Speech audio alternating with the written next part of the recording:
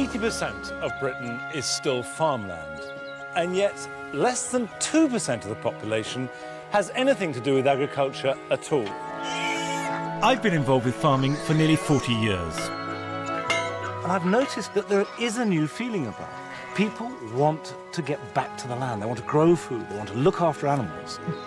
And in this series, I'm going to help 6 very different people try and make their dream of returning to the land a living reality.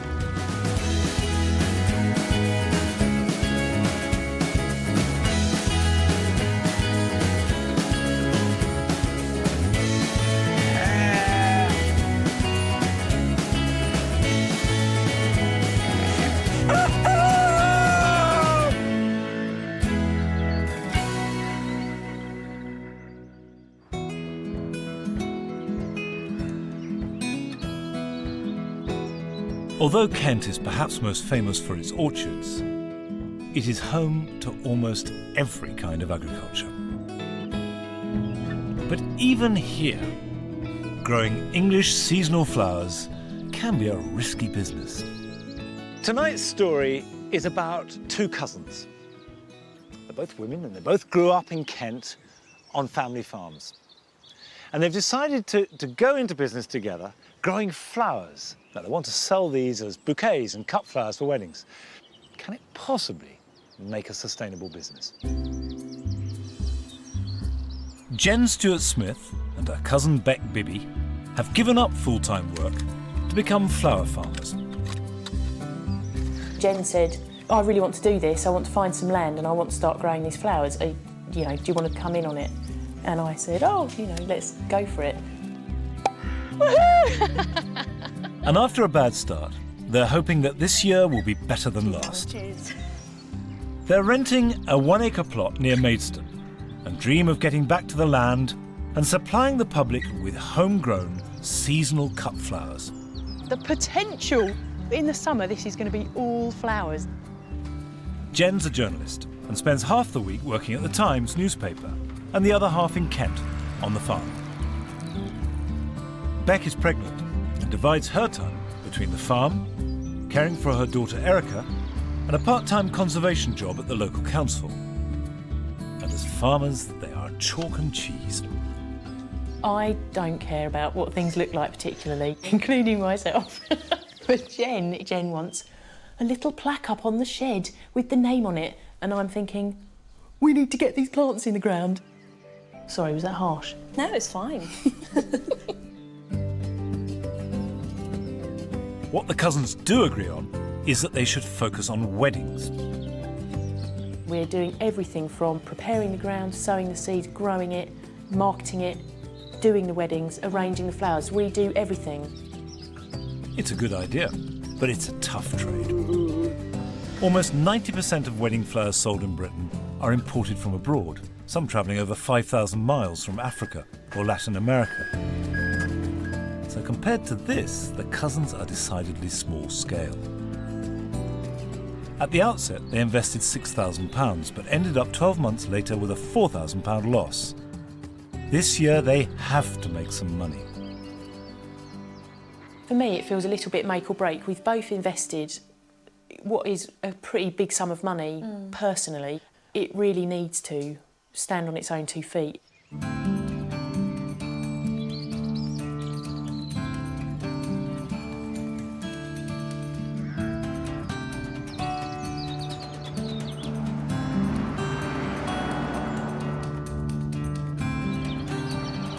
It's April, and with their business facing an uncertain future and the growing season beginning, their cousins have called on me for some advice. I'm just about to arrive at Jen and Bek's farm here in Kent. Behind these high hedges, there are fields of blossom on the apples. Absolutely wonderful now in spring. I'll see what I think needs to be done to keep their dream alive. But the first thing I see is that Jen has had an accident. Hello. Hi, hello. Oh, blimey. Now, if I shake your hand, will you fall over? No, I promise I will. I'll support. Hello, Support. hi, lovely to meet you. You're Jen and you're Bek. Rebecca, yeah, we're Bek, yeah. How did you do that? skiing. About the most dangerous thing anybody can ever do. So, one farmer is pregnant and the other is hobbling about on crutches. They've got a lot on their plates. Jen and Bek's plot is a rented acre of land, which is about half the size of a football pitch. They arranged the flowers in an adjacent building. They've laid out raised beds and have put up a polytunnel for propagation.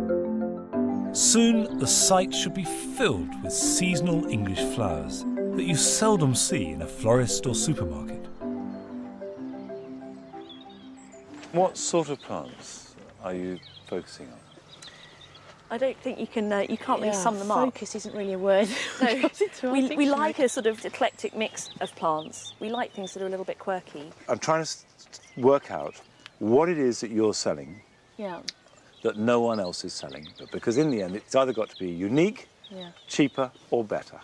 No one that we know is growing and selling as an arrangement, as a bouquet or as a wedding or doing the whole thing.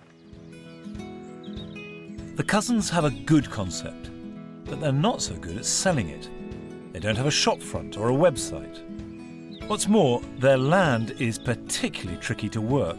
So even if they do take orders, I foresee real problems in growing the flowers.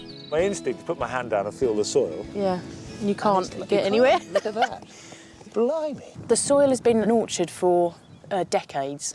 Where the tractors ran is totally compacted soil. It's like, you know, kind of banging a brick with your rake. Oh, well, that begs the question, why did you choose it? The location was ideal because it was right outside the shed. What you're saying is you don't know how to grow any flowers, the soil is rubbish, the site isn't ideal. Other than that, everything just looks rosy. It was perhaps naive to choose their land just because it's near a shed. And it's important that they improve the condition of their soil so that they can work it when they need to and raise a good supply of the flowers that their business needs to survive. Could you do, between you, 4 weddings a week? Every week? No, and we wouldn't want to. Right. Doing this has been very much a lifestyle choice. I mean, I moved back from London to do it. In a way, we don't want it to run away with us. And it seems they don't feel the need to bend over backwards to meet their customers' requirements either.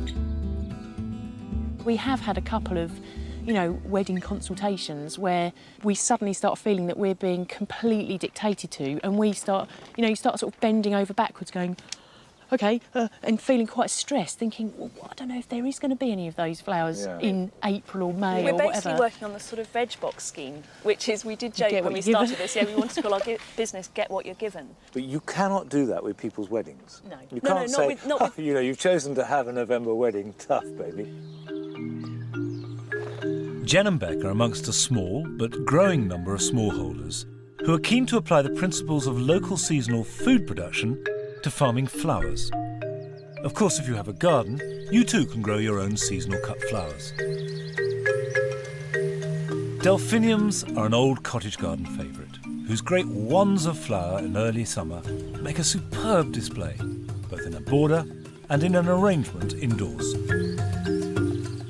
Cosmos are annuals, so they grow from seed to flower in just one season. They start to flower in midsummer and will continue right through to the first frost. And the more you pick for your house, the more flowers they'll produce. Dahlias are one of my own favourites, and no other plant fills late summer and autumn with such a rich range of colours.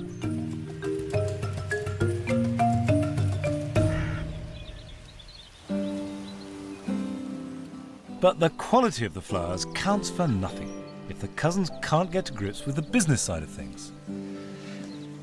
I think the real problem here is a lack of focus. What they've done is very impressive, and I like it. I like the feel of the business that they're setting up. But although they feel very clear about what they're doing, that's not reaching out to any kind of market. Jen and Bek need to get serious.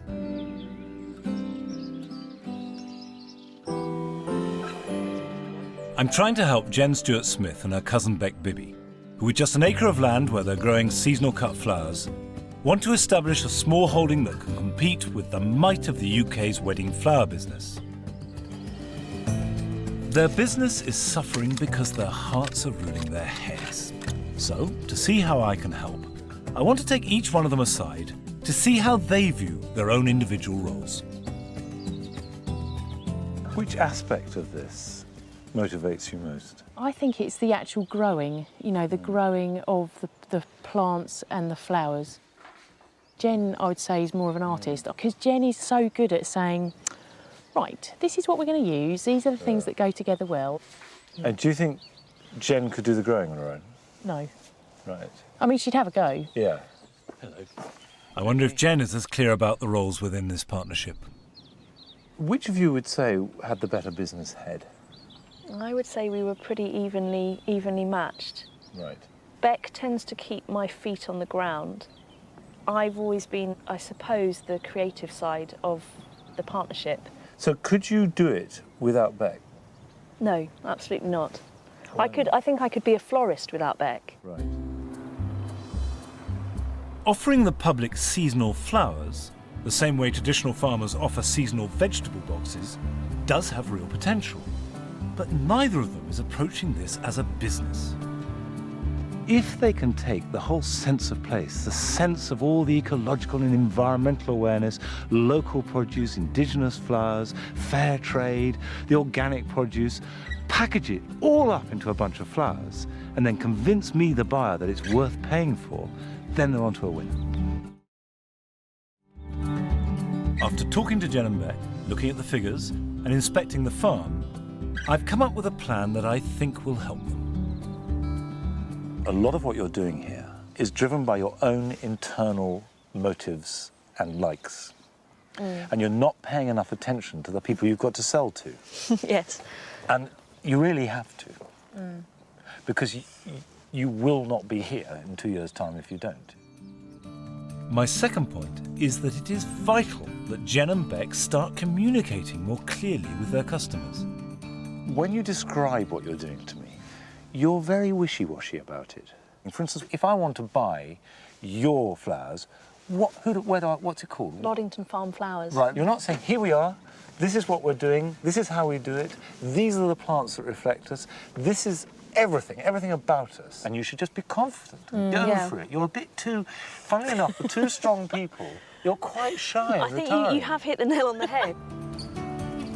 The cousins have no internet site, so they've no way of projecting their message about seasonal flowers grown in English soil out into the world, and more importantly, no means of selling them. I think you need to get your website and the look of the packaging together. So when someone has a bouquet of your flowers, it's from the soil.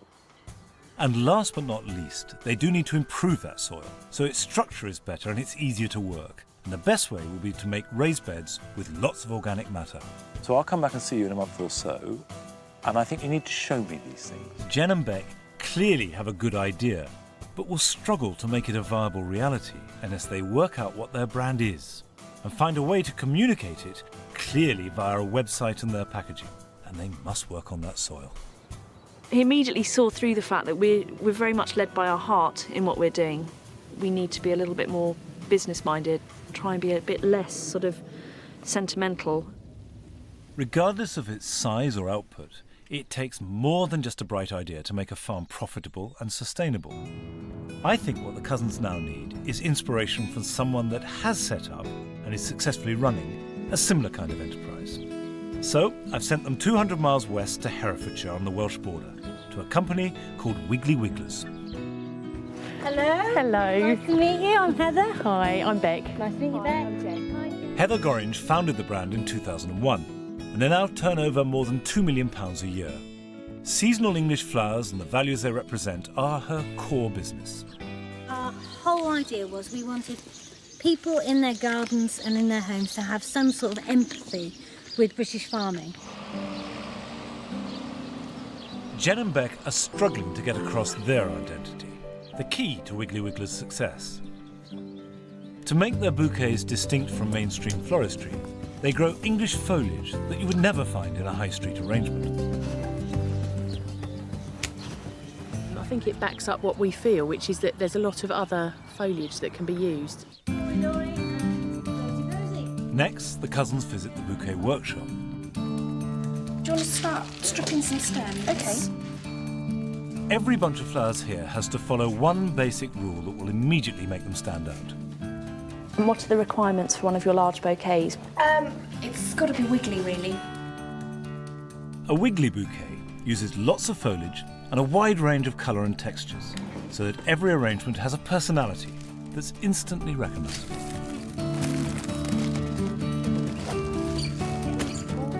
Was that a good wiggly posy? It was definitely a wiggly posy. Well done. With no website, Jen and Bek currently have no way of reaching their potential customers, whereas Heather uses podcasting or broadcasting on her website. For me, it's not about the technology. It's about, can you get your ideas across and get a community when you live in the middle of nowhere and you have no direct access to many customers? Yeah. Here we go, press record. Welcome to the Wiggly Podcast. This week on the... Recorded and downloaded onto the company's webpage to thousands of potential customers, it spreads the message about seasonal flowers. Sending the cousins to visit Wiggly Wigglers really does seem to have been a help. I feel quite inspired. There is a wiggly style, and Heather's been totally specific to say, you know, we only source English flowers and we're doing this because to support English farming. Yeah, and so the English message is growers and- clear. Yeah. Back on their own farm, Jen and Bek are working on the soil, building its fertility and improving its structure. Good soil is always the starting point for good plants. But if yours is poor, there are some basic steps you can take to improve matters. To break up compacted heavy ground like Jen and Bek's, dig it well and add plenty of organic material. Well-rotted animal manure, mushroom or garden compost are all ideal, but never use peat, as its production is responsible for the destruction of peat bogs. If your soil is not compacted, it is just as effective to spread compost as a mulch on the surface of the ground and let worms and weather work it into the topsoil. However, some plants, especially many wildflowers, actually flower better in poor soil and won't thrive in enriched ground.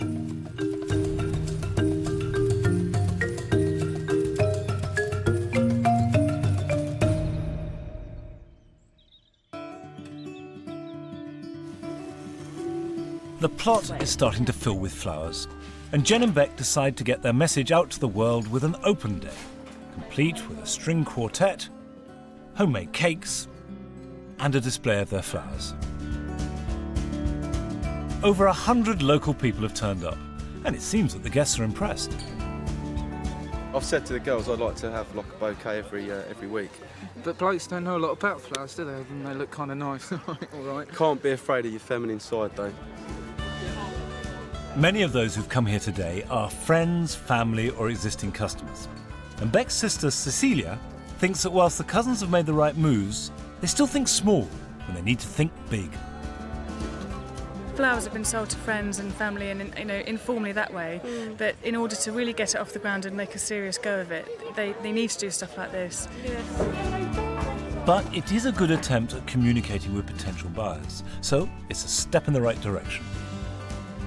It's so nice, you know, you spend most of the time up here just on your own or with one other person, and yeah, it's so nice having loads of people coming and wandering around the plot.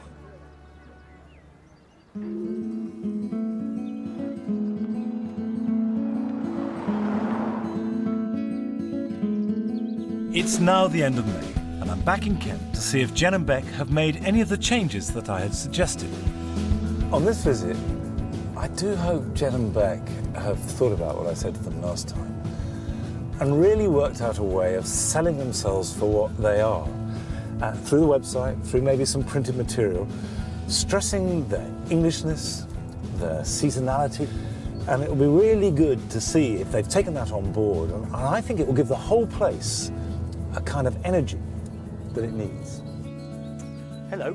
Hello. In the 3 short weeks since my last visit, they've begun to address their soil problems, and their field is starting to fill with flowers. So tell me what you've been up to in the last few weeks. We've decided to sort of rebrand ourselves. Right. We've come up with a different name. Which is? We're now Blooming Green. Right, good. We wanted something that spelt out what it was that we did. Their new name is definitely an improvement, but they still have no website and they need one urgently. It's frustrating. Here we are, surrounded by their lovely flowers, but the cousins have no way of selling them to the general public. And if they can't sell them fast, they get no money, and the flowers become compost. Is there an image, a bouquet, something that you can show me that tells me about you? I want them to gather flowers for a bouquet so they can show me how what they're doing is different and unique. They've got to sell the place, the product, themselves to a very sensitive audience who want beauty and colour, and that they're not seeing it objectively. And I think this is the crunch moment. Making a stunning arrangement from your own flowers is easy if you follow some basic rules. First of all, pick your flowers in the cool of the morning or evening and give them a good long drink before you start arranging. Condition the flowers by stripping off all the lower leaves. This keeps the water clear in the vase and allows all the energy to go into the flower head. Arrange the flowers in a spiral, which will lock the stems together and make them harder to snap. Finally, tie them with soft twine and cut them to the desired length. And that's it, your own homegrown, homemade bouquet. Tell me why you've chosen those flowers and why that represents your work. Well, firstly, I would say there are several flowers in there that are scented. Got the mock orange and also the sweet williams. They smell lovely, but they're a really traditional cottage garden plant. This is an end of May, beginning of June bouquet. It's the seasonality of the flowers as well. So it follows from that if I asked you to do the same exercise next week, next month, or any month, it would be different. Yeah. Yes. I think a good idea would be to give them to someone. There must be a restaurant or a shop or somewhere like that where the type of customer you're likely to want goes in and out. Yeah, that sounds like a great idea. Right. That means we've got to do it now. I'm taking Jen and Bek to the nearby town of Cranbrook to test their ability to communicate their brand. There is a hair and beauty salon. Really got to sell it, this idea that this is special, it's different. Push it. Okay. We ready? Let's go. A hairdresser's is an ideal location for displaying flowers, as it's full of potential local customers. But I wonder how Jen and Bek's unusual arrangements will be received. Hello. How can I help you? We grow flowers on our farm just up the road. We wanted to offer you some bouquets. They look absolutely beautiful. And what have you got here? We've got all kinds of things like sweet williams and Do you know, I haven't cottage seen garden. sweet williams for as long as I can remember. Oh, We've got the fragrance and as that's, well. that's mock orange. I mean, we can tell you pretty much everything that's in here. We've grown them all ourselves. The other thing that's special about our bouquets is all of the packaging is compostable. Even what appears to be plastic, you can just throw that into a compost bin. So Oh gosh, that is brilliant. And we've got some postcards in an envelope. I don't know if you'd be happy to put those out. Absolutely, we strongly believe in supporting local businesses. Thank you very much. We'd love to see them displayed. Wrapped in biodegradable paper, this display instantly communicates everything about Jen and Bek and their flowers, right down to their new brand name. For Jen and Bek, it's another small step on a very long road. I'm trying to help the cousins, Jen Stuart-Smith and Bek Bibby, with their struggling flower farm. They are attempting to take on the might of the international wedding flowers business with their locally grown, seasonal cut flowers. But as I look round the plot, I can see that there are real problems with the way that they present themselves to customers.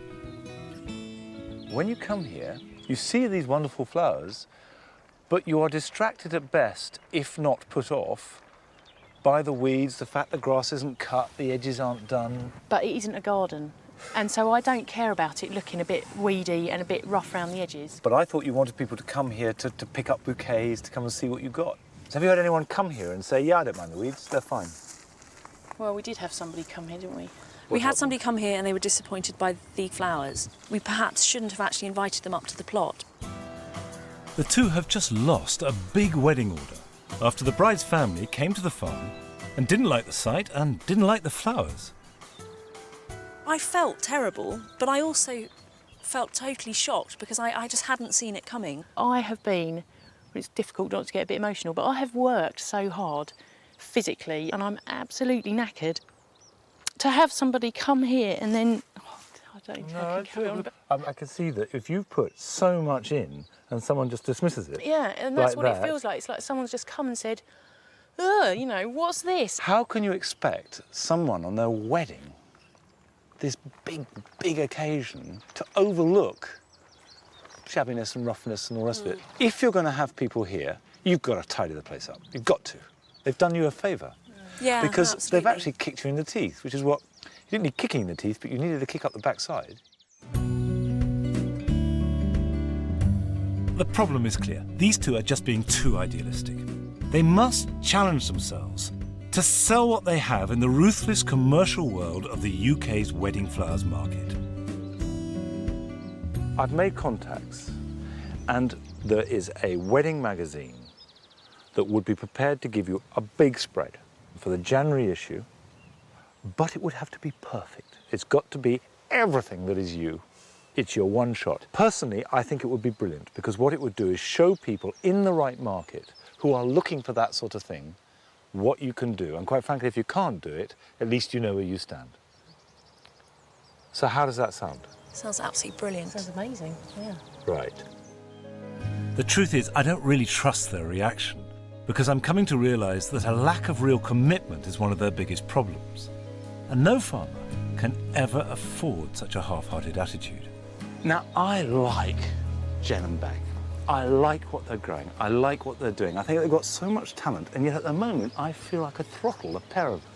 You go to some trouble, you set up something that could be such a good opportunity, yet the reaction is sort of, OK, fine, yeah, that'll be OK. And it's frustrating. I'm beginning to get to the point when I say, come on, you two, put up or shut up.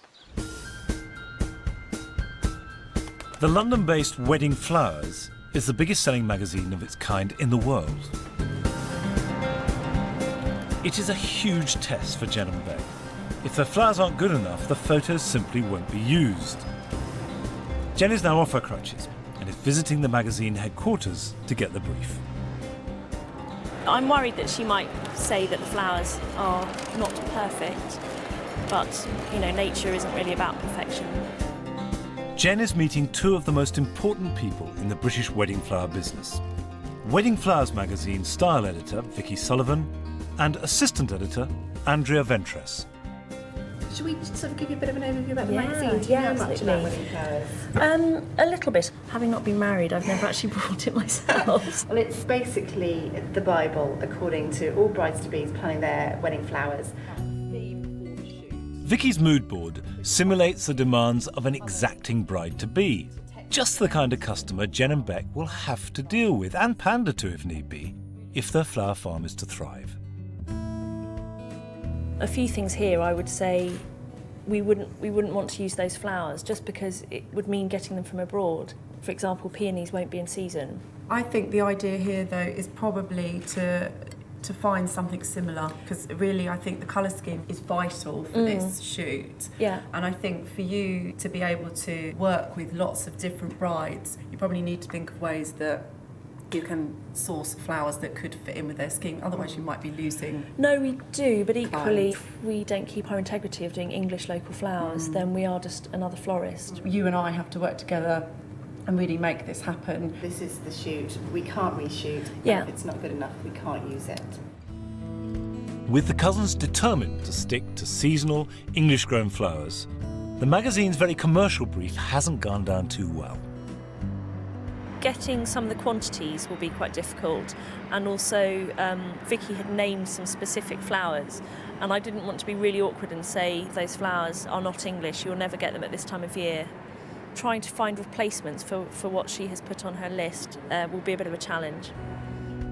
To fulfil the task, they might have to modify their own ideals, and for the first time, put the needs of the client first.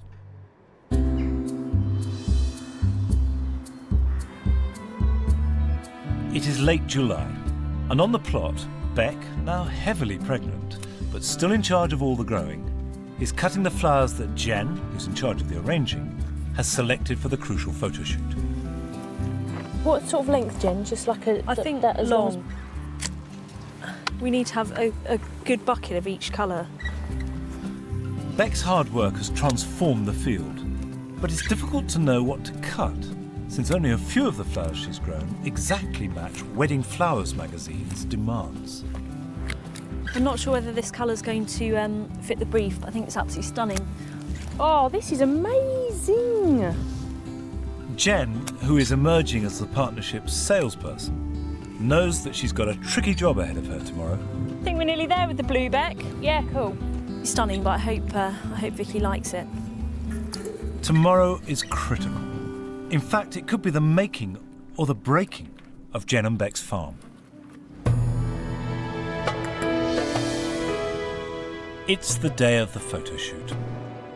Wedding Flowers magazine's style editor, Vicky Sullivan, has carefully chosen one of the finest Georgian houses in London as the backdrop for the shoot, and it's costing thousands of pounds. But concerned by Jen and Bek's casual approach, Vicky is worried that they won't be able to deliver what she wants. It has been quite difficult for me to pin them down on what particular flowers they're able to bring. So this has been a slight difficulty for me because I've got a very clear vision about what I want for the day. Then the cousins turn up with their flowers. I just don't know what to expect at all, so I'm just kind of, yeah, see how it goes. The worst thing is that they just say it's not worthy of a magazine article. Hello. How are you doing? You all right? Hello, I'm Bek. Good. Hi. It's an anxious moment for everyone as Vicky inspects their flowers. Absolutely perfect. Spot on. This is great. I'm so pleased. So this is where we're going to be shooting. In here. Not with beautiful. Yeah, I think if there's enough room for you, that you can be in there. That's plenty. That's fine. With the arrival of the photographer, Vicky lays out her plan for the shoot. Right, so we're going to have Annie, who's 8. So we're just going to do a few different shots, maybe, you know, some ballet pumps with flowers on, that kind of thing. Her holding some flowers maybe on one of the chairs there. One bouquet for her, maybe something for her hair. I think something for the hair would be really nice. Obviously the cake will probably have flowers on. The tables are quite big, so they do need a lot of flowers on them. Yeah. I've got some smaller vases, and then you can just fill those with a hydrangea or something like that, so really simple. Okay. Great, is that all enough for you to get started with? Yeah, that's brilliant. This photo shoot is detailed, focused and extremely exacting. In fact, everything that Jen and Bek have so far struggled with. Look at horror. I want the t-shirts, I'd rather be at the plot.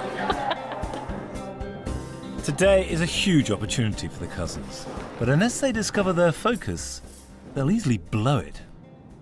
There are two ways that today can go, because it is a big deal. I think even Jen and Bek have got that. It really is a good opportunity. And like all big opportunities, you can either embrace it and jump in and hope that you survive, or you can hold it at arm's length and say, well, no, it doesn't really matter. And if they do that, I think they're in trouble. Oh, wow, check that out. So here we have one of the vases. It's flocked. Up until now, their flower farm business has really been based on Jen and Bek pleasing themselves. So, taking orders from one of Britain's top style editors is something of a challenge for them. I'd start with a bouquet of this, and maybe if you want to include something else, just let me know. Jen and Bek have just got 3 hours to create a number of arrangements varied enough to spread across 6 pages of Wedding Flowers magazine. First, Bek has to make a hand-tied bouquet for the model bridesmaid, while Jen is having to produce the arrangement of her life to match the boldness of the magazine's props. That is cool. That's pretty funky, isn't it? I want to see how the cousins are coping with being such a long way outside their comfort zone. Hello. Hiding, good blimey. Hiding behind enormous vases. How are you? Now tell me, how are you getting on with the magazine and the people on the shoot? I initially was very negative. Right. Having got here, I Oh, it's really take most of it back, to be honest. This really is a big chance to get to a wider public, the whole concept of English flowers and seasonal flowers. Yes, and also, although we sort of thought, yes, we want to just stick to doing what we do, this is actually a brilliant way to open our eyes to doing something a bit more funky, a bit more modern. It may not be the look they originally envisaged for their country flowers, but as Jen's arrangements for the centrepieces go on the tables, the effect is stunning. Look, amazing, absolutely lovely. No, it looks really cool. The hard-nosed professionals at the magazine are certainly impressed by the flowers. They don't seem quite as taken with Jen and Bek's approach to the flower business. We love the idea behind their proposition, but at the end of the day they've got to be commercially viable. Part of their ethos is that people buy into them and they basically will just have whatever Jen and Bek have available. And I think that this definitely won't work in the wedding market. No, I think that's quite naive. They have to work with the bride-to-be and say, you know, what theme are you after? We can do any theme that you would like, rather than saying, you know, leave it to us, we'll sort out all the flowers for you, you don't need to worry. Because I tell you what, there's not many bride-to-bees that are like that.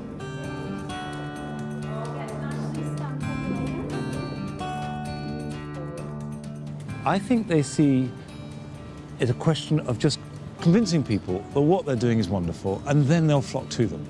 And unless Jen and Bek are prepared to take them on and making them feel special, then they may not survive. The cousins have got the flowers nailed, but this will count for nothing if Jen and Bek can't overcome their fear of embracing the world of commerce. Vicky, do you object to that bud, or do you like the quirkiness of it? No, I don't. I think cut it off. Gorgeous. The pair had been treating their farm like a hobby rather than a business. What, have you got any more of those there? More zinnias, yes, I think. Yeah, okay. But by throwing them in at the deep end today, I hope they'll realise just how flexible and competitive they must be in order to survive. There's lots of different ways of doing something. Like the hair flower thing, it was like, she's a little girl, so I would put little flowers in her hair, but no, they wanted something really big and lovely, and it just looks great. From being initially sceptical, Jen and Bek are now impressed by the photo shoot, and Vicky is impressed with Jen and Bek. Usually I work with florists that I've known for a long time and know their work very well, so for me this was a huge risk, but one that's really paid off. They look amazing. I feel quite proud of our flowers. It's probably, you know, up there with some of the best shoots we've done. Everything that I've asked them to do, they haven't been offended if I haven't liked something, which is fantastic. Jen and Bek rose to the challenge today magnificently. But has it changed the way that they will do business in the future? Did you enjoy it today? Yeah, it's fantastic. And did you think you were going to? No, I didn't. So what have you learned that you can take away from this? Probably now would be open to being a bit more flexible about what we do with our flowers, thinking outside the box. Many of the arrangements looked absolutely stunning, but they weren't rocket science to put together. I thought it was incredible to see the effect we could get with the help of all these people who are very much on trend. I think Jen and Bek have done well today. They did their arrangements, they looked lovely, they were done in a way that they wouldn't normally handle, and I think they've come out with great credit. Now, pretty soon, they are going to have to decide, is this a job? Is this something that is going to endure and grow, or is it just a really well-meaning, entertaining hobby?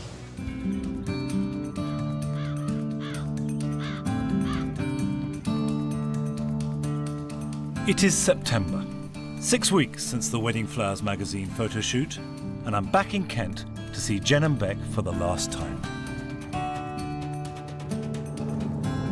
I think what I want to see today are changes that Jen and Bek have made as a result of the experiences they've had.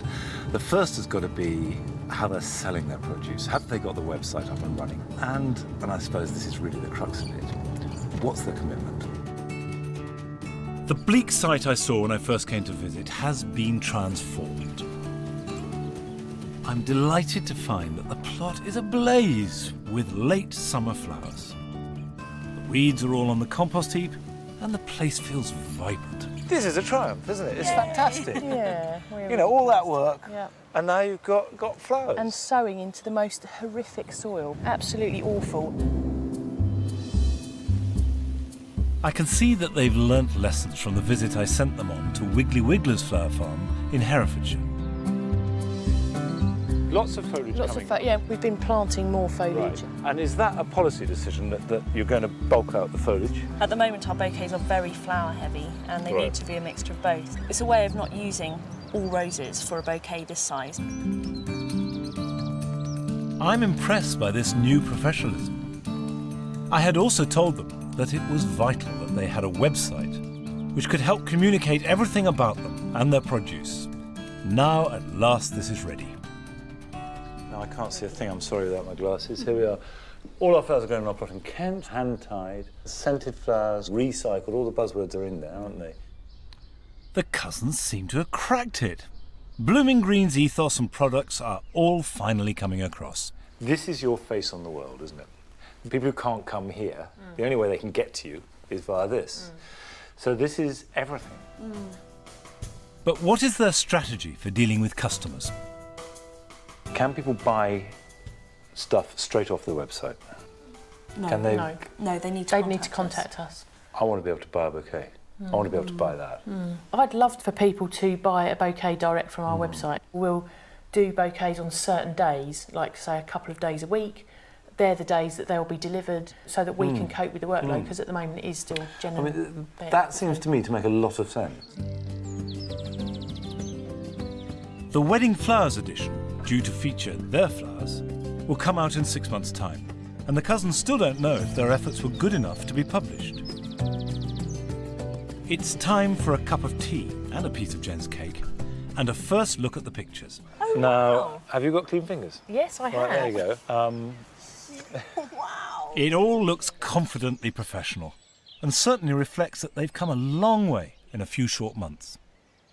How do you feel about these? Oh, I think they just look amazing. Yeah, they look so cool. Amazing. I want to know how the magazine shoot has focused the cousins on the way they package their flowers. Those pictures, do they represent Blooming Green? My favourite one is this one. Really? That is just so us, in terms of taking a very sort of humble country flower and then making it look totally gorgeous. Without realising, I think we'd started going a little bit down the twee country basket route, when really we both like quirky, funky stuff. That's more us, and I think that's what we got to do there. You were forced out of your comfort zone. Yeah. Yeah. Definitely. And that put you somewhere where you didn't really want to be, but you're jolly glad you went. Absolutely, yeah. The cousins have made real strides, turning this place from a hobby into a business. And there are measurable results too. They've gone from a £4,000 loss last year to breaking even at the end of this one. Feels looked after, cared. It was great, actually. Really enjoyed it. And I think that Jen and Bek feel positive, and there is a lot going for this business. However, I do think there are changes they need to make, and probably need to make them pretty soon. So, this is it. Have Jen and Bek changed sufficiently? And are they prepared to go on changing to make a success of their flower farm? All along, I get this impression that it's a bit of a hobby. You're not really giving yourselves to it. But to make it work, you've got to commit. And commit wholeheartedly. And I've one radical change I think these two need to make to sever this farm from its half-hearted roots. You, Bek, should run this place. Be the boss. I think you need to define your roles. They're a bit too cosy and comfy. This is a business. You should take charge of this place and what goes on, and you should help her.